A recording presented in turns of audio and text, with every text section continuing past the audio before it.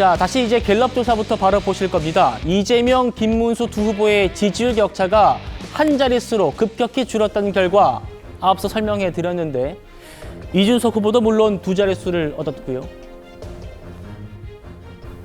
두 후보, 이재명, 김문수 두 후보의 격차가 직전 조사, 멀지도 않습니다. 일주일 전의 조사보다 지금 13%포인트가 좁혀진 겁니다. 특히 민심의 바로미터라고 불리는 충청에서도 큰 변화가 감지돼요. 충청에서는 이재명 후보 전주에 46%였는데 이번 주에 38%입니다. 8%포인트 빠진 거고요. 김문수 후보는 29%였는데 12%포인트 올라서 이번 주에 41%를 기록했습니다. 이준석 후보도 동반 상승했어요. 7%에서 4%포인트 올라서 11%가 됐습니다.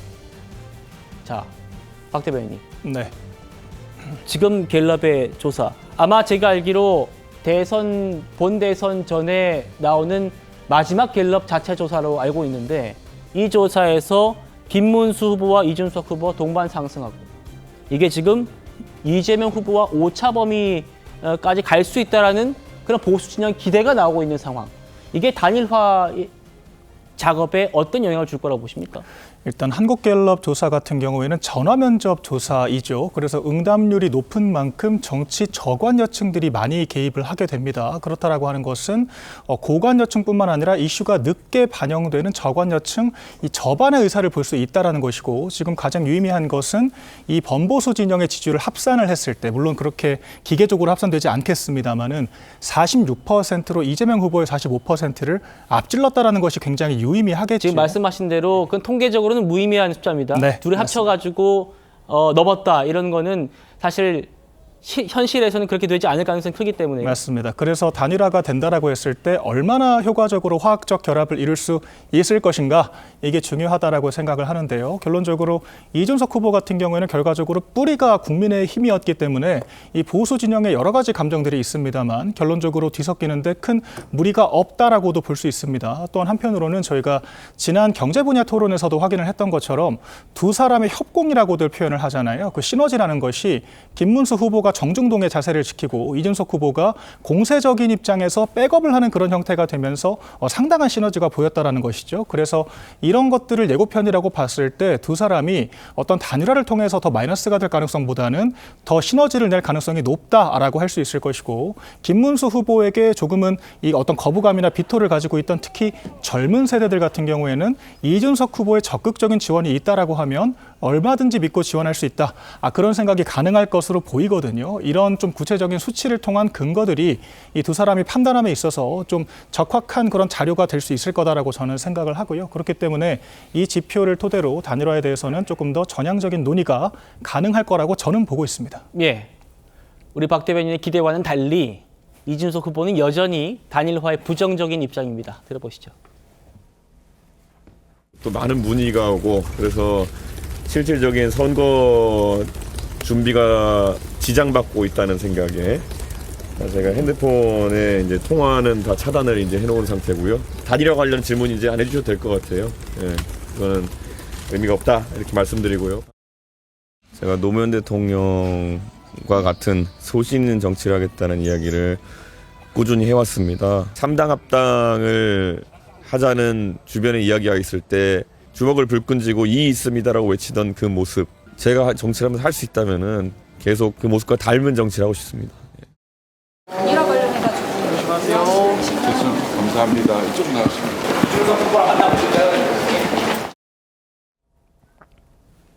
이준석 후보는 명분을 얘기하는 겁니다. 노무현 전 대통령까지 언급하면서 단일화의 선을 긋고 있는데 조금 더 정치공학적으로 이준석 후보 측이 단일화에 응하지 않는 이유가 뭔지 들어보시겠습니다. 자 대결 조사인데요. 이재명과 김문수 후보를 붙였을 때, 이재명과 이준석 후보를 붙였을 때 두 후보의 어떤 경쟁력 차이가 그렇게 크지를 않습니다. 국민의힘 후보가 사퇴하면 됩니다. 사퇴하고 이준석 후보가 그 어떻게 보면 보수 진영의 대표 주자로 나서게 되면은 그게 이기는 방법이 있겠죠. 자, 이 두 사람의 단일화를 또 바라보는 민주당에 여쭤보죠. 강선배 부대변인. 네. 지금 이동훈 개혁신당의 대변인인가요? 공보단장이 얘기한 조사가 이겁니다. 양자 대결로 부셔보자. 저희가 아까 전에 이제 박 대변인께서 3자 구도에서 두 사람의 합을 얘기했는데 그보다는 이 조사가 더 정확한 거죠. 양자 대결을 해보니 김문수 대 이재명 해보니까 41대 51이 나오고 이준석 대 이재명 해보니까 38대 50.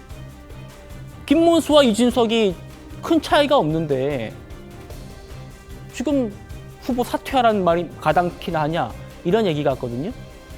그러니까 받을 수 있는 제안을 해야 생각이라도 해보죠.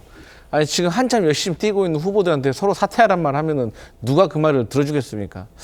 근데 이제 보통의 후보가 단일화를 하게 되면 1+1이 정치권에서 단일화를 하면 1.5가 됐을 때 그나마 성공적이라고 평가를 할 수가 있습니다.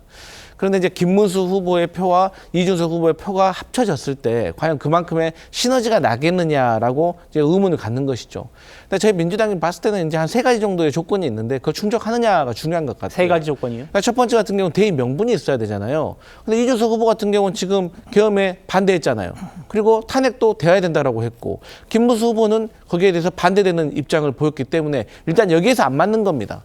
그럼 두 번째로 이 모든 것을 반명이라는 어떤 기치 아래 모여야 되는데 그러면 드라마틱한 과정과 드라마틱한 결과가 나와야 되는데 이것도 단일화가 사실 지난번에 김문수와 한덕수 단일화 때처럼 이미 다 오픈이 돼버린 거예요. 지금 우리가 계속 얘기를 하고 있기 때문에 이 단일에 대한 기대감이 다 소모가 되고 있기 때문에 이게 사실상 단일화의 효과가 조금 반감되지 않겠느냐라는 것이고 마지막 세 번째가 서로가 원하는 걸 주고받을 수가 있어야 돼요. 그런데 이준석 후보 같은 경우는 지금 현재 국민의힘에서 본인에게 줄 수 있는 것을 아무도 개런티를 해줄 수가 없는 거예요. 뭐 총리를 시켜준다? 아니 본인이 봤을 때는 김문수 전 그 후보가 대통령이 될 가능성은 0%에 가까운데 김문수 후보가 40대 총리 시켜준다고 하면 믿겠습니까?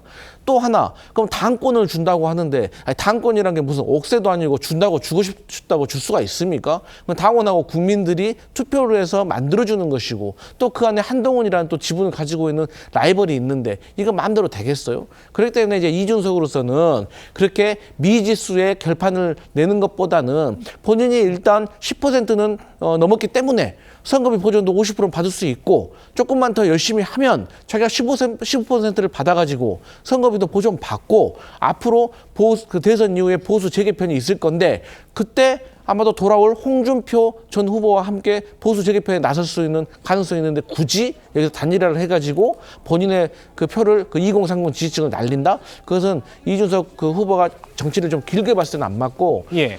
김영삼 전 대통령의 아들 김현철 씨도 대선 끝나면 국민의힘은 해체돼야 한다 이러면서 보수의 재개편을 예고를 했거든요. 그렇기 때문에 사실 지금의 단일화는 이준석 후보도 몰라요.